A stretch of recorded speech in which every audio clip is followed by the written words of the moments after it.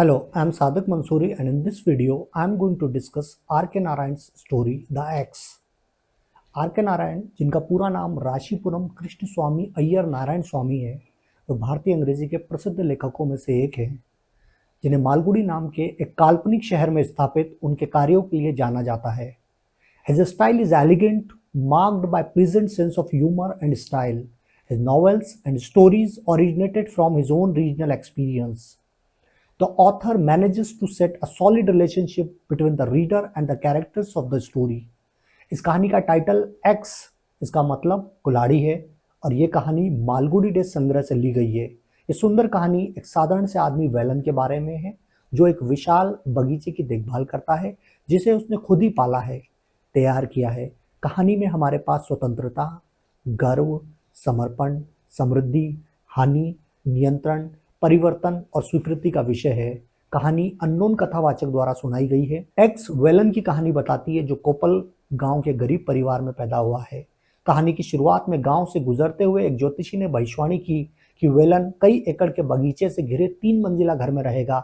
इस पर लोग आसपास इकट्ठा होकर उसका मजाक उड़ाने लगते हैं, परंतु यही वेलन एक दिन मालगुडी शहर के बाहरी इलाके में स्थित महलनुमा घर कुमारबाग का एकमात्र निवासी बन जाता है. आर के नारायण ने कोपल का परिचय पास के मालगुडी गांव के रूप में कराया है. वेलन के पिता अन्य लोगों की भूमि पर मजदूरी का काम करते हैं. वह गरीब हैं, अपनी सारी संपत्ति कर्ज लेकर गिरवी रख चुके हैं. वेलन जब 18 वर्ष का था, तब एक दिन दोपहर का खाना देरी से लाने पर उसके पिता ने उसे एक थप्पड़ मारा. इससे नाराज होकर वेलन घर छोड़कर निकल जाता है. वह 2-4 दिन भूखा रहता है, भीख मांगता है और मालगुडी पहुंच जाता है. यहाँ एक बूढ़ा आदमी उसे अपने बगीचे में हाथ बटाने के लिए अपने साथ ले जाता है. यहाँ यह बूढ़ा आदमी बाग और एक 3 मंजिला मकान बनाता है, जो कुमार बाग कहलाता है. इस मकान की बालकनियां नक्काशीदार लकड़ी से बनी होती हैं. चिकने गोल खंबे, गहरे बरामदे, संगमरमर के फर्श, एक के पीछे एक विशाल हॉल, ये सब इस घर में होता है. वेलन मेहनती तरीके से काम करता है. 1 एकड़ से खरपतवार को साफ करता है, एक बड़े बगीचे को चिन्हित करता है, फिर बीज बोता है. हिबिस्कस, मार्गोसा, चमेली, गुलाब आदि के पौधे लगाकर वो उस भूमि को वंडरलैंड बना देता है. कहानी में वेलन मार्गोसा के पेड़ से बात करते हुए दिखाई पड़ता है. वेलन एक बड़े और सुंदर बगीचे की देखभाल करने वाला मुख्य माली होता है.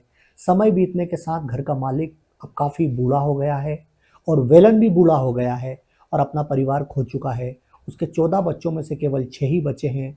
अचानक एक आधी रात को वेलन को जगाया जाता है कि उसका मालिक मर चुका है. वेलन सोचता है कि मालिक के बेटे अच्छे नहीं है, अब मेरा क्या होगा. बेटे वास्तव में अच्छे नहीं थे. वे आपस में झगड़ा करते हैं और दूसरे घर में रहने के लिए चले जाते हैं. कई लोग किराएदार के रूप में आते हैं और चले जाते हैं. जो लोग रहने आते हैं उन्हें कोई फर्क नहीं पड़ता. धीरे धीरे मकान खंडर में तब्दील हो जाता है. अब यह मकान घोस्ट हाउस कहलाने लगता है. घर अंततः एक कंपनी को बेच दिया जाता है, जो पूरे बगीचे को साफ करने का फैसला करती है और वेलन को अपने गांव वापस जाने के लिए कहा जाता है. वेलन अचानक एक कुल्हाड़ी की आवाज़ सुनता है और तेजी से बाहर आते हुए कहता है, इसे रोको.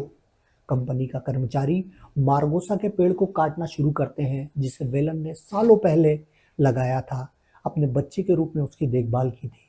कंपनी का कर्मचारी वेलन से कहता है, ये कंपनी का आदेश है, हम क्या कर सकते हैं. अगर हम आज्ञा नहीं मानते हैं तो हमें बर्खास्त कर दिया जाएगा और कोई और इसे काटेगा. वेलन उनसे अनुरोध करता है कि जब तक वह वहाँ है तब तक ऐसा ना करे. उसके चले जाने के बाद वे फिर से अपना काम शुरू कर सकते हैं. वे कुल्हाड़ी नीचे रखकर वेलन के जाने की प्रतीक्षा करने लगते हैं. वेलन सिर पर गठरी बांधे अपनी झोपड़ी से बाहर आता है तो उसने पेड़ काटने वाले को देखा और कहा, आप एक बूढ़े व्यक्ति के प्रति बहुत दयालु हैं. आप प्रतीक्षा करने के लिए बहुत दयालु हैं. भाइयों, जब तक मैं सचमुच बहुत दूर ना निकल जाऊं तब तक मार्गोसा को काटना मत शुरू करना. पेड़ काटने वाले जमीन पर बैठ जाते हैं और वेलन को जाते हुए देखते हैं. करीब आधे घंटे बाद दूर से उसकी आवाज़ आई, अभी मत काटो, मैं अभी तक सुन सकता हूँ, कृपया मेरे जाने तक प्रतीक्षा करें. कहानी वेलन के दूर से चिल्लाने के साथ समाप्त होती है. So that's it, this video. Now look at multiple choice question for exam.